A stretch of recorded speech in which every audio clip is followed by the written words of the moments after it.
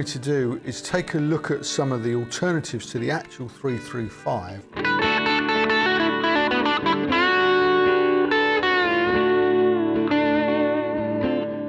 Probably lead you into areas that you're maybe not familiar with, places you haven't been before. Let's have a look under these mini humbuckers. I haven't been in here yet.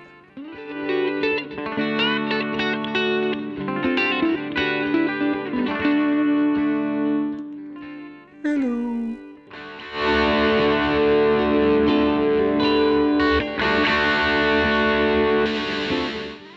Full-on rock and roll machine.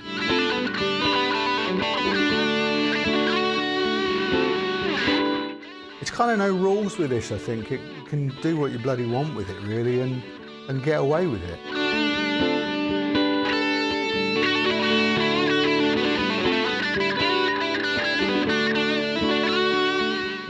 What we'll do is we'll spin some data and stuff in as well.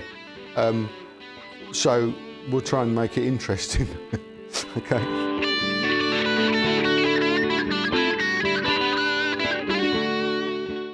Hi everyone, thank you for joining me this morning. Good to see you. So yeah, dug out our lovely Epiphone ES-335.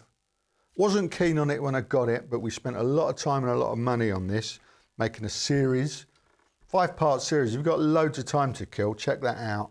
Link for this playlist is in the description box below.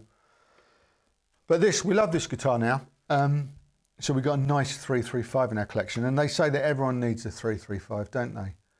But I wondered if that's, that accurate. I mean, maybe everyone needs a kind of a semi-acoustic 335 type guitar, but there are lots of alternatives. So what I wanted to do is take a look at some of the alternatives to the actual 335 to compare them and see, what the individual quirks of each one are, as it were, what the sound differences may be, and see if we can, figure out if this is the guitar, if this is your 335, or if there's a different type of 335 that would maybe suit what you do a little bit more.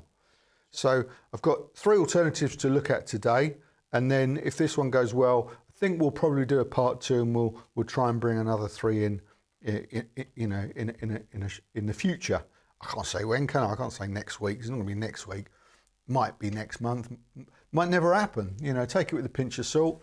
This film might bomb completely. Everyone hates it, so we'll pretend it didn't happen, move on, and start talking about Les Pauls again or something like that. But if that doesn't happen, we'll be back again. Let me know. In fact, let me know what you think I could look at in part 2. But anyway, should we get on with part 1 first? I think I'm getting ahead of myself here a little bit.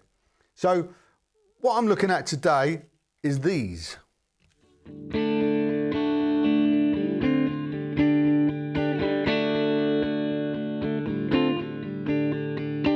So the Gibson ES-335 itself was introduced in 1958 and is claimed to be the first commercially available semi-acoustic guitar.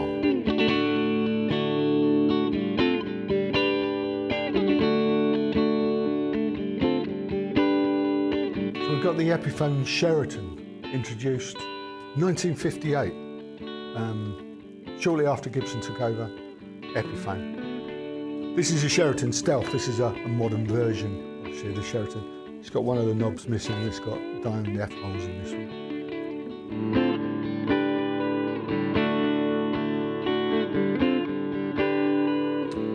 And then in 1961, along came the Epiphone Casino. Again, this is originally based on the Gibson ES-330. Which is a fully hollow guitar, as this is, with P90, with a pair of P90 pickups. So this is the Casino.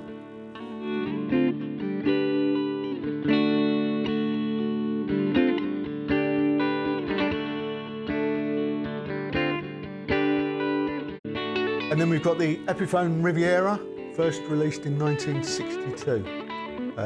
Again, centre block guitar. This one's got mini humbuckers in it. Okay, so let's have a listen to each of these guitars quickly, and what we'll do is we'll spin some data and stuff in as well. So we'll try and make it interesting. Okay, so I'm not going to talk too much, but I'll talk a little bit while I'm doing this. I'm backed off the volumes here, kind of sort of round about to about 7. It's just clean, no pedals at the moment. We're going into a Fender Blues DeVille reissue, the 4x10 with the Alnico Blue speakers, which is quite wonderful, and it gives us this lovely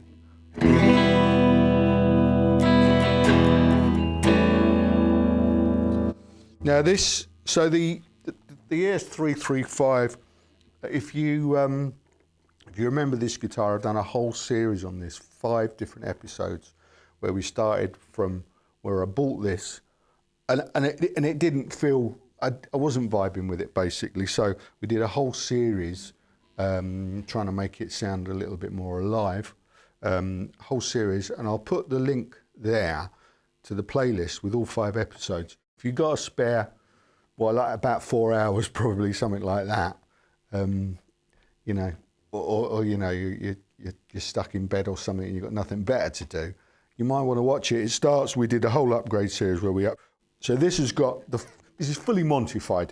It's got an upgraded lightweight tailpiece, bridge, posts, pickups, and a wiring loom. Okay, so it's been given every opportunity to sound great, and it does. If you want to find out what we did exactly, check out the series. But this is what it sounds like now.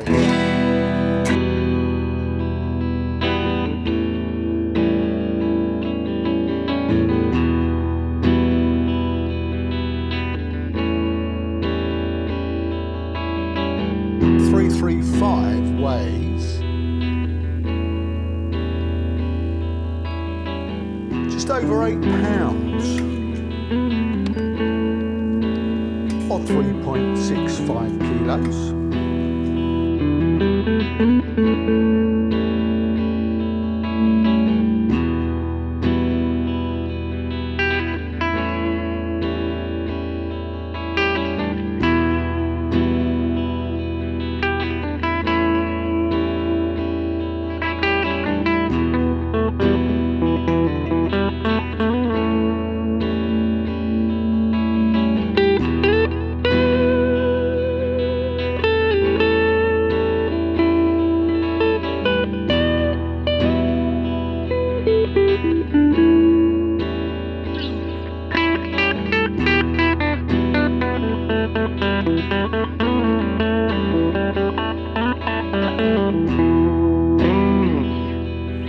So 335, here's the neck profile and measurements on the 1st fret.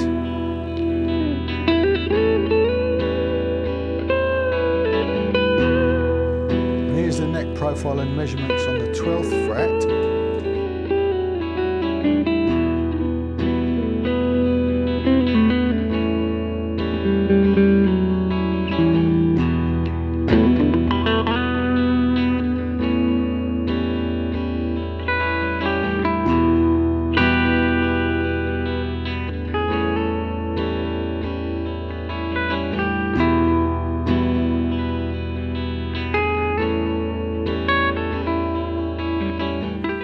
Yeah, so there's some clean stuff on that. Yeah, I'm very happy with the way this ended up. It's fully montified now, and obviously, you know, it's got a little bit of a head start on everything that I'm going to compare to it. So bear that in mind. These are Monty's PAF pickups. This is what they measure. The Monty's in the bridge, 7.61, and the Monty's in the neck, 6.97. you go.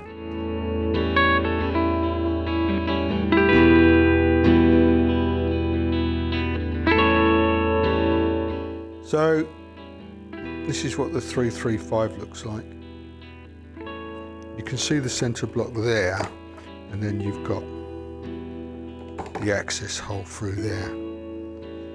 So yeah, okay, so that's the 335. So here it is again, the Riviera. We did a review of this not so long ago. Here's the link. Fabulous guitar. So this is what it sounds like. It's got a nice, obviously it's got these mini humbuckers in it. So this is what the outputs are. The mini humbucker in the bridge measures 7.55 kilo ohms, and on the neck 6.23 kilo ohms. Let's have a look under these mini humbuckers. I haven't been in here yet.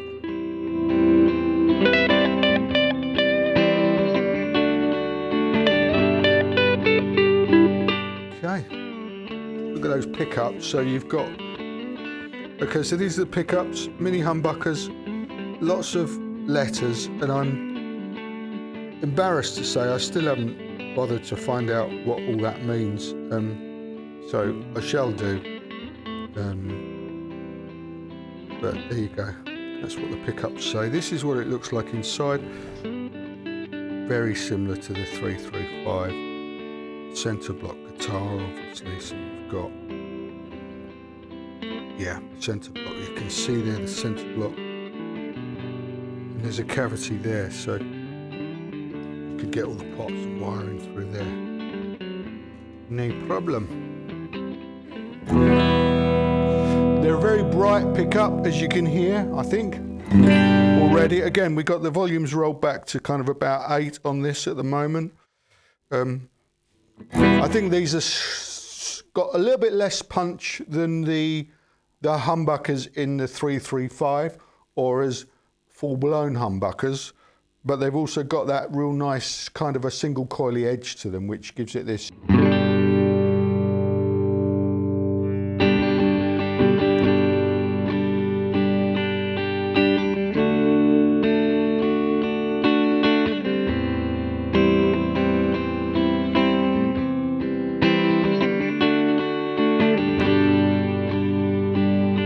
Riviera weighs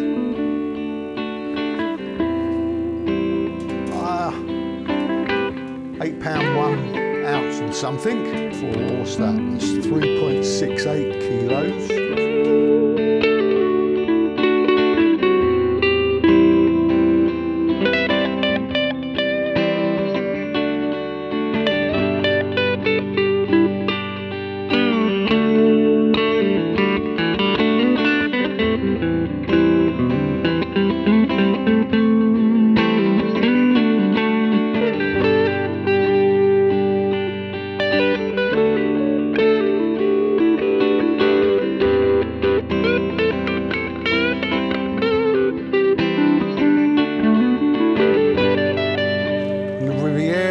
Here's the neck profile and measurements on the first fret.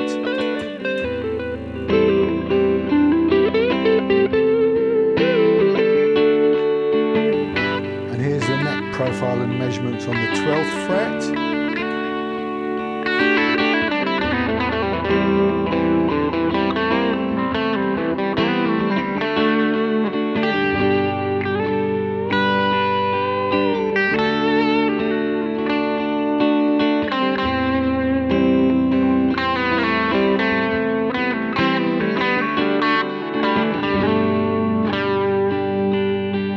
And here we've got the Casino.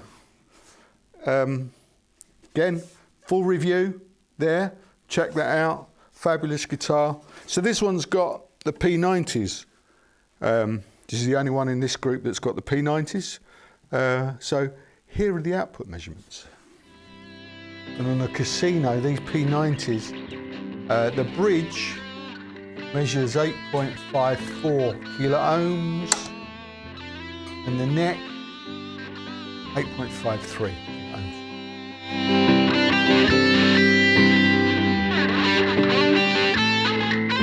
That's the difference. This is completely hollow. Completely hollow. Nothing in the way at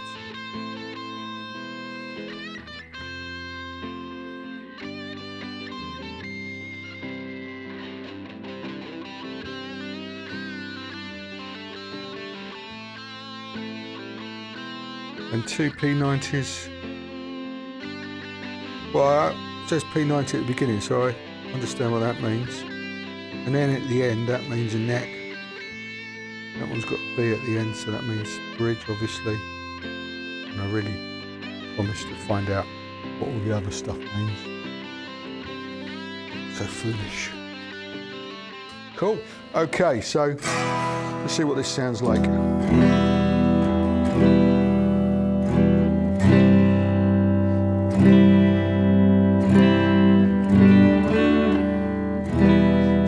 Different sound to the others, this one, because this is the only fully hollow one here. So let's play around again. Back to the pickups right off here. So I'm on a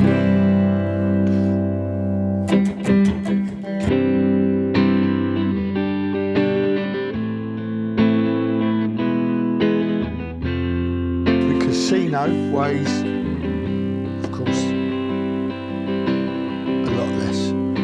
£5, 14 ounces, because it's hollow, isn't it? Or 2.67 kilos. So if you've got a bad back, this is the one for you.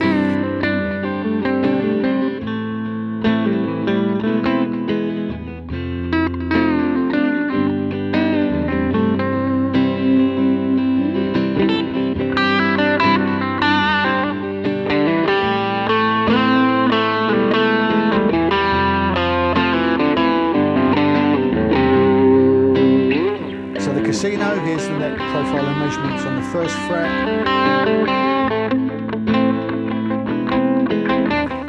And here's the neck profile and measurements on the 12th fret.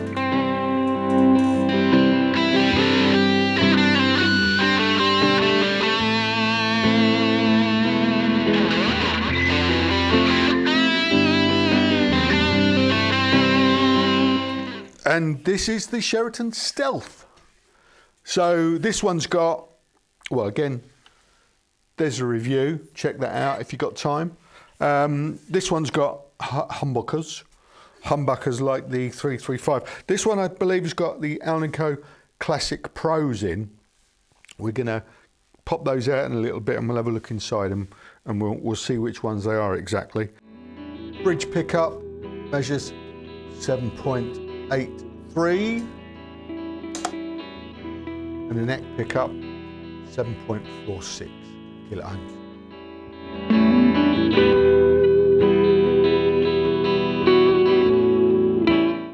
Pretty much the same. This 335, all solid. Solid. But you got the cavity there.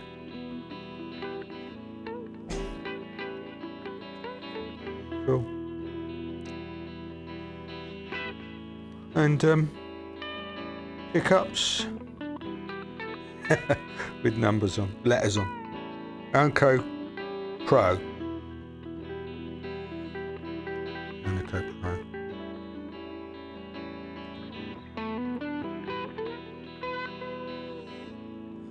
That's it. That's as far as I know. Hello. What I did notice is that these pickups are plug-in. So if you wanted to change these, it would be a lot easier. But this is what it sounds like, chaps.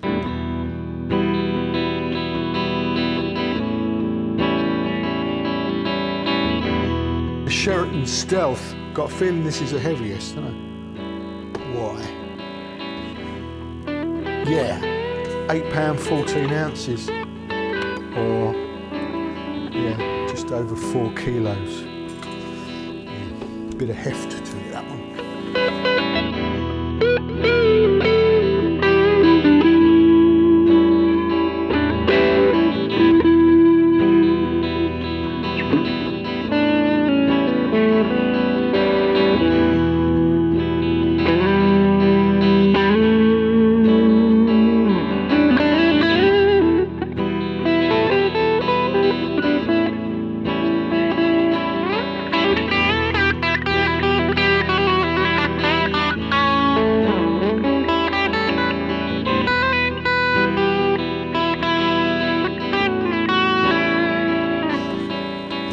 Sheraton Stealth. Here's the neck profile and measurements on the first fret.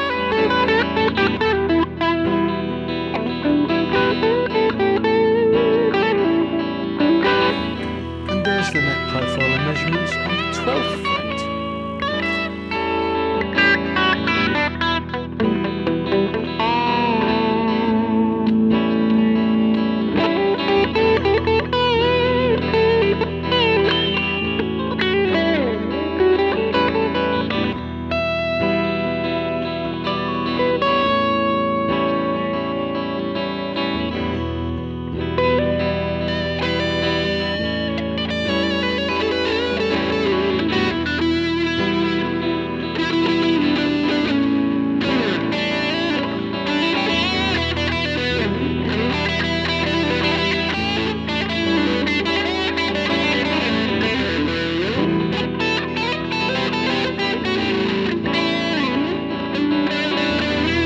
Okay, so there's some stuff. I'm going to go through the fun process of restringing these 4 guitars now.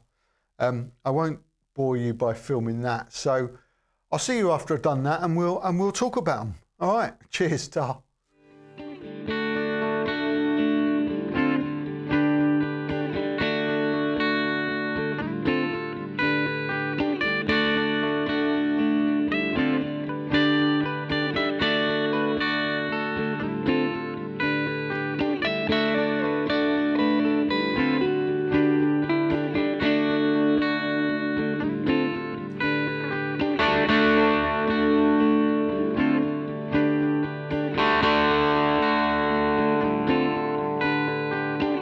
So there you have it, 4 different guitars, and I hope you'll agree that they do sound different, although, you know, my playing is equally as sloppy on all of them.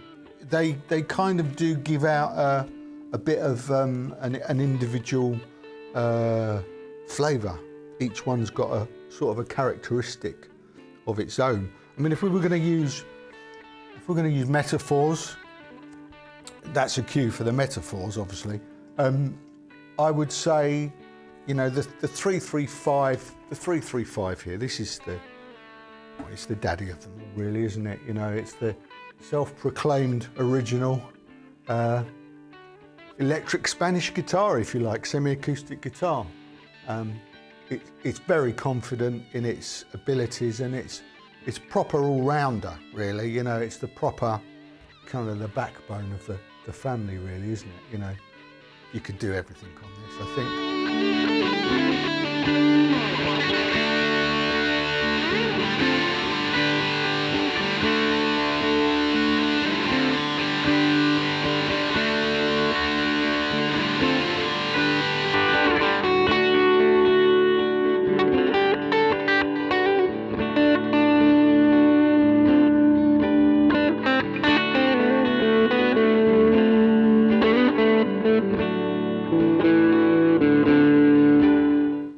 Casino's got a wonderful woodiness about it. You can hear the space inside, you can hear the woodiness, but it still cuts, through.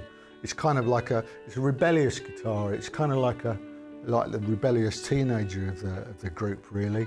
You know, it's kind of no rules with this, I think. You can do what you bloody want with it, really, and get away with it. I reckon this is the songwriter's choice of this collection.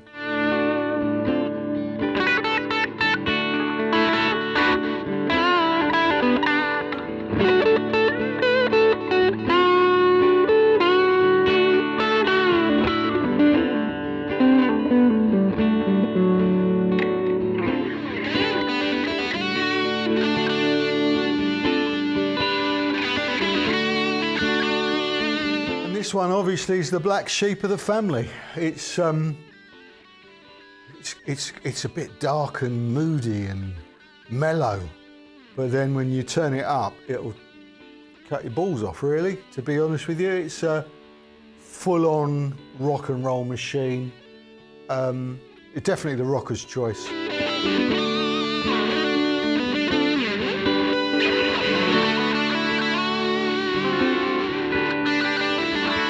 And the Riviera here,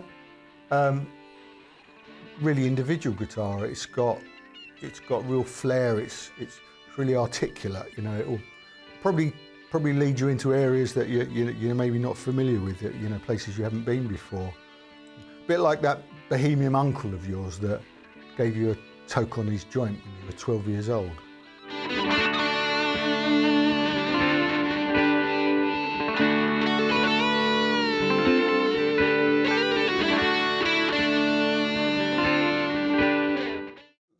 So there you go.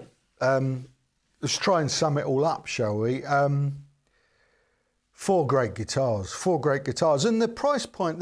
These were all around about the £500 mark as well, when they started out at least. So, you know, there's some great value to be had. Lots of good choice. I don't have a favourite, not at the moment. I think as we progress, we'll try and work out which one I would keep if it were only one. But we've got to do part 2 first. So, and as it happens, our first contender, if you like, for the Rivals part 2 has rolled up today as we've been filming. So it's the Gretsch something or other, numbers, loads of numbers, Streamliner. So that's number 1 of 3 in the house. Looking for suggestions for another 2. So let me know what else I could look at around the £500 price point, and not knockoffs. Not looking for knockoffs of 335s. They've got to be some kind of claim of originality about the design. Okay, so let me know if you can think of what else I can add. And we'll do it. So thank you very much again for watching. Really appreciated it, and hope you've enjoyed it. And you know, let me know. I love to hear your comments and stuff. So yeah, do get in touch. Let me know, and I will look forward to seeing you next time. For now, I think we'll pass it over to the black sheep of the family. Okay. See you next time. Ta-ra.